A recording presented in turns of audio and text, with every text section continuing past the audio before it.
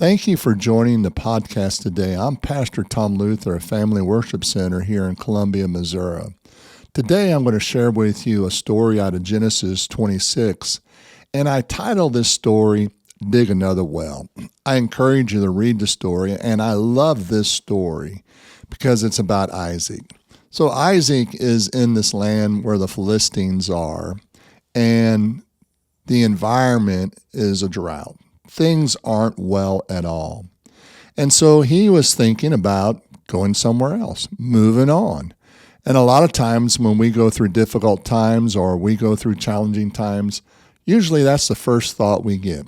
Well, should I move on? It's not working for me here. Should I continue on and go somewhere else? But the Lord spoke to him and told Isaac, Isaac, you need to stay here. And so Isaac was obedient to God. And we know later on, as God spoke to Moses, to the children of Israel, if you hearken diligently to the voice of the Lord your God, then all these blessings will come upon you and overtake you. And so Isaac was obedient to what God told him to do. He stayed there. Well, this is why I love the story, because we see the human side of Isaac in the story. And he looked at his beautiful wife and he said, you know, you are so beautiful that I'm concerned that these heathens will kill me in order to have you for their wife. And so he said, so tell them that you're my sister. And one day, Abimelech, the king, saw Isaac and his wife showing endearment to one another. They were probably embracing one another and kissing one another and thought nobody was really seeing them at that particular time and showing dear affection to one another. And Abimelech called Isaac and he said, obviously she's your wife. We are not these kind of people. We would not take her or kill you for our benefit. You could have caused a curse to come upon us, and you should have told us. And so he was rebuked very sharply by Abimelech. But nevertheless, God didn't hold that fear or that concern or that challenge that Isaac had over him. Why? Because God knows our state. He understands where we are at. And on the other hand, it could have been an indication to Isaac and a confirmation that, Isaac, God is saying to Isaac, I'm really here for you. I'm watching over you. I know what's going on here, so you don't have to get in fear. And so the Bible goes on to tell us that Isaac sowed during famine. And this is real trust in God. He went from not trusting God with his wife to real trust in God. It's famine. Everybody's saying, all the farmers are saying, don't even waste your seed. There's not going to be any rain. It's drought. It's that time of season. We're going through a climate change, as people would say today, and it just won't work. But Isaac said, no, I'm going to sow. And the Bible tells us that he reaped 100-fold. In fact, he reaped 100-fold and he prospered. And it goes on to say that he prospered and began to prosper so much that the Philistines became jealous of him. Well, during that particular period of time when Abraham lived there, he had dug some wells. And the Philistines, I believe out of jealousy, covered up all those wells. And so Isaac went and redug the same wells that his father had dug. Now, you would think that that well would belong to him since his father is the one who dug that well. But no, they argued. The Philistines argued and said when he found water, no, that's our well. And that first well, Isaac renamed Esek because they quarreled over it or they argued over it.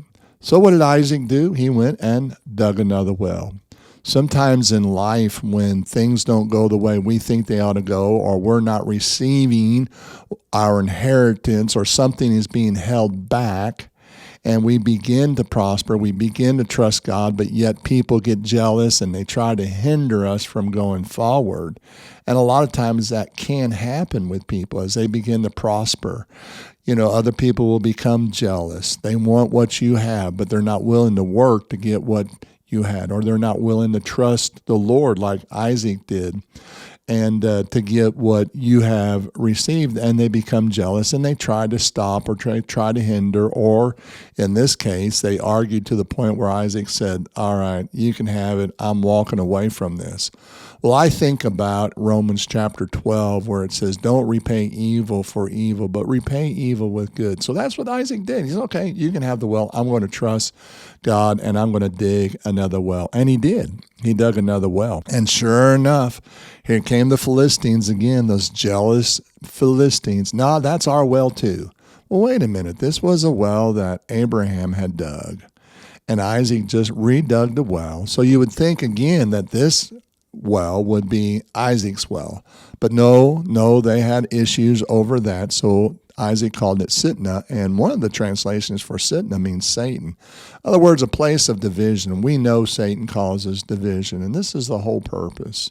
Satan would like to cause division by using other people to get you distracted off God's ultimate goal and plans for your life.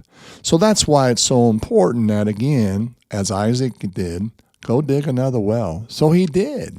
He dug his own well, and sometimes it's when we dig our own wells that we really start to accomplish things. It's wonderful for our inheritance. Thank God for our legacy and inheritance that many have received maybe from parents or grandparents. But it's when you do it on your own, trusting God, is when things really begin to open up for you. And he dug this well, and he hit water called Rehoboth. And he said, this is the place that we can be fruitful and multiply.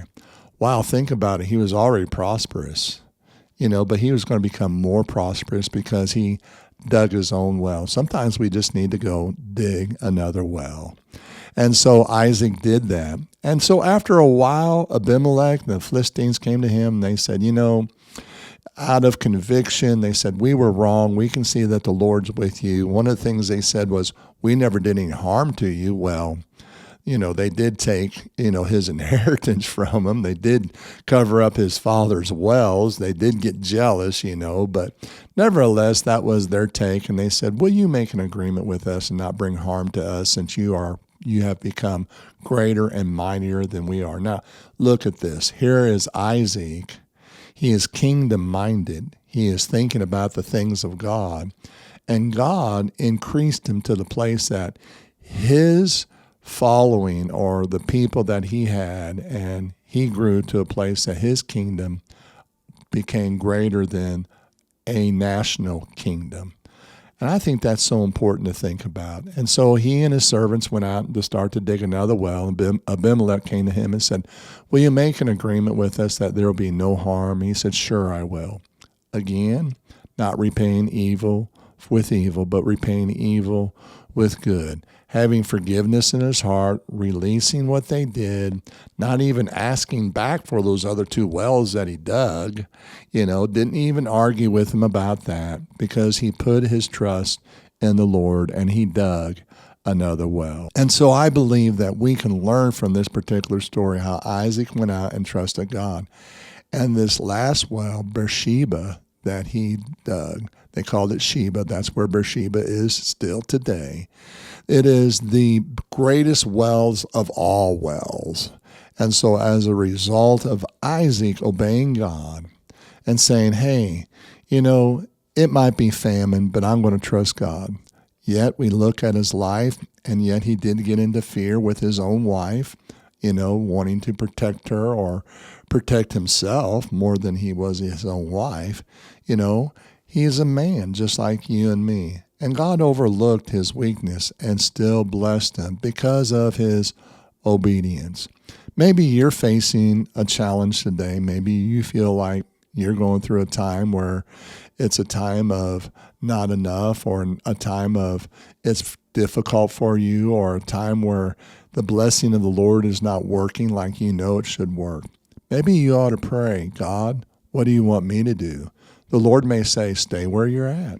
And he may say, why don't you sow a seed during your time of drought or your time of not having enough? This is so fresh to Vicki and myself because at the end of last year, we were challenged in the ministry financially. Things weren't as good as they had been. And we just really felt to sow a seed. And we sowed significant seeds into our staff, and not only from the church, but personally we sowed some significant seed. And it was just a matter of a short time that God turned that around. So I'm not sharing something that I haven't done or we haven't done ourselves. We're sharing with you. We would love for you to consider sowing a seed here at Family Worship Center. There are things that we have in our hearts that we desire to do. We want to build a prayer cabin. We want to build a teaching center, a media center. We want to build an academy. And so, no, we can't do this in our own strength. But if God puts it on your heart to want to sow a seed here at Family Worship Center, we would certainly appreciate that. But more than anything else, go dig another well. Don't be afraid to go trust God again. Don't be afraid to go out and dig another well, because I'm here to tell you that you have a better covenant than Isaac had and Abraham had, and your covenant is through the shed blood of the Lord Jesus Christ.